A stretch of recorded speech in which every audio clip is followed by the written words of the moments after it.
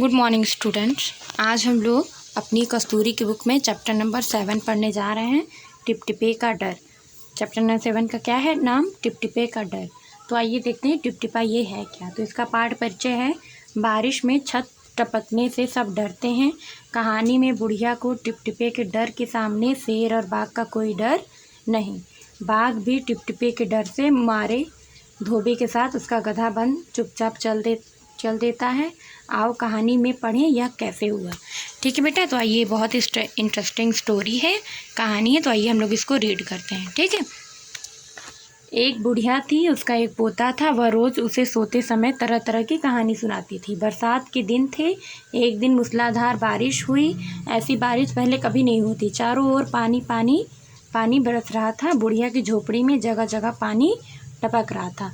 Tip tip tip tip. इस बात से अनभिज्ञ पोता दादी के आंचल में छिपटा हुआ कहानी सुनने के लिए मचल रहा था। बुढ़िया खींच कर बोली, अरे बेटा, क्या कहानी सुनाऊं? पहले इस टिपटिपे से तो जान बचे। उसके बाद पोता उठकर बैठ गया और बोला, दादी, यह टिपटिपा कौन है? क्या यह शेर और बाघ से भी ज़्यादा डरावना होता है?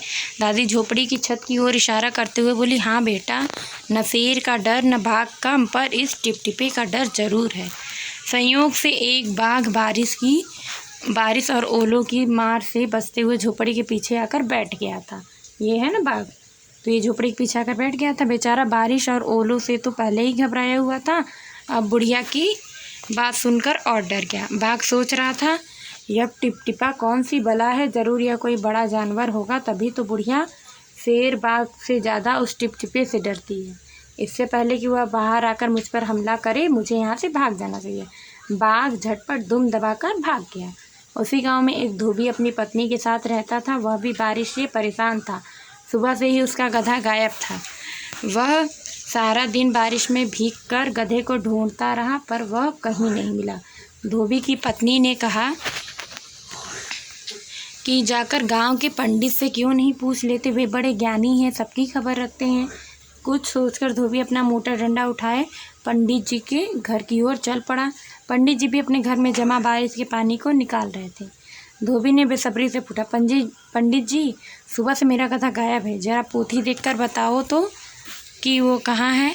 तो पंडित जी पहले से ही बारिश का पानी निकालते निकालते थक गए थे।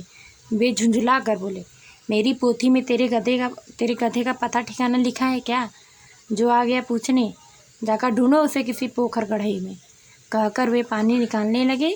धोबी वहाँ से चल दिया और एक तालाब पर पहुँचा। तालाब के किनारे लंबी लंबी घास लगी थी। धोबी घास में गधे को ढूंढने लगा।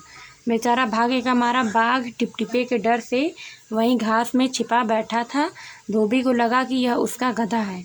उसने आव देखा न था और लगा उस पर डंडा बरसाने।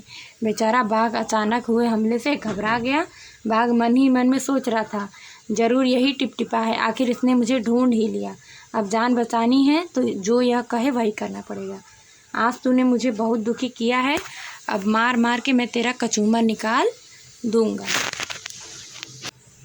कहकर धोबी ने बाघ के कान पकड़ लिए और खींचता हुआ घर की ओर चल दिया। बाघ बिना चू चपड़ किए भीगी बिल्ली की तरह धोबी के पीछे पीछे चल दिया। घर पहुंचकर धोबी ने बाघ को खूंटी से बांध दिया और सो गया। प्रातः गांव वालों ने जब धोबी के घर के बाहर खूंटी से बाघ को बंधा देखा तो उनकी आंखें खुली की खुली रह गई। ठीक है बेटा, तो कितना इंटरेस्टिंग स्टोरी था, हमने पढ़ा।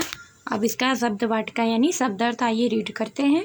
मूसलाधार मीन्स मोटी धार के रूप में होने वाली वर्षा को मूसलाधार बोलते हैं। ठीक है। संयोग यानी कई बातों का एक साथ होना। पोथी मतलब पुस्तक। भाग्य मतलब किस्मत। अनभिज्ञ मतलब अनजान। खबर मतलब समाचार। बेसब्री मतलब उतावलापन। ओके स्टूडेंट, नेक्स्ट है पढ़ो कहानी बताओ जुबानी। तो ये बेटा रीड करने के लिए है, ये ओरली क्वेश्चन है, तो इसे आप लोग रीड कर लीजिएगा।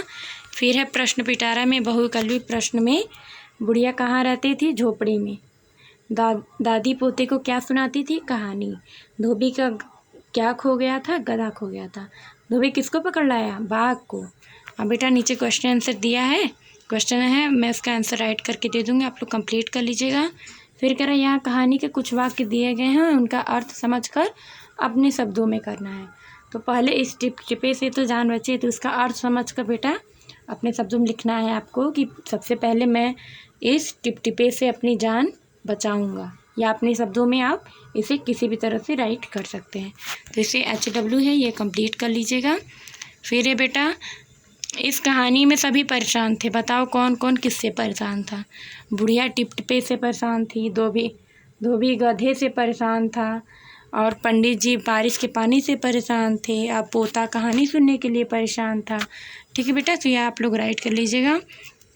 फिर है, यह कहानी बरसात के एक ऐसे दिन की है जब बारिश मूसलाधार हो रही थी। मूसलाधार बारिश के बजाय यदि बूंदाबांदी हो रही होती तो क्या होता।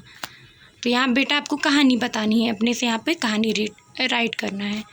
धोबी ने बाघ को खूंटे से बांधा था, सोच कर बताओ कि किस किस को खूंटे से बांधा जा सकता है। खूंटे से बेटा गाय को, और भैंस को, और बकरी को, ठीक है, और सारे जानवर को, गधे को, और सारे जानवर को बांधा जा सकता है खूंटे से।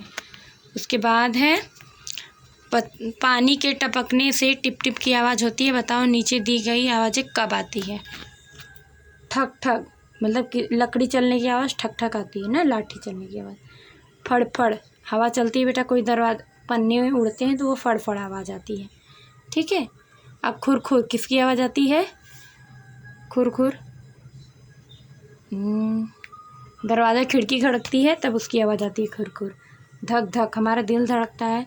धूं धूं धूं की आवाज़ कब आती है, जैसे बहुत सारे शोर होते रहते हैं। अब धप धप यानी जैसे कोई छत के ऊपर चलता है। और एक वचन से बहुवचन बनाओ। झोपड़ी का झोपड़ियाँ, कहानी का कहानियाँ, ऐसे ही बेटा आप लोग इसे पूरा बना लीजिएगा।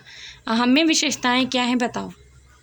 जैसे आज हो गई वर्षा भारी, बूढ़ी हो गई मेरी नानी। तो भारी वर्षा और बूढ़ी नानी विशेषता थी। धोबी है दुबला, धोबी तो है दुबला पर उसका डंडा है मोटा। तो दुबला धोबी और मोटा डंडा, ये विशेषता यानी विशेषण है। ओके, आइए हम लोग नेक्स्ट पेज पे पढ़ते हैं। घने पेड़ के नीचे पीला सा एक बाग। तो घना पेड़ विशेषता है और पीला बाग का विशेषता है। लाल रंग की कलियां हैं, मंडराती सुंदर तितलियां हैं। तो लाल कलियां, लाल विशेषता हो गया, विशेषण हो गया। सुंदर तितलियां में सुंदर विशेषण हो गया। ठीक है, उसके बाद है, झमझम पानी बरस रहा था, मेघा छाता लगाकर स्कूल गई। तो बेटा ये कहानी है, आप लोग इसे रीड करिएगा और इसमें अपने ओन वर्ड में, अपने शब्दों में इसे लिखिएगा। ठीक है, कहानी को आगे बढ़ाओ, तो इसे आपको खुद से करना है। Okay student.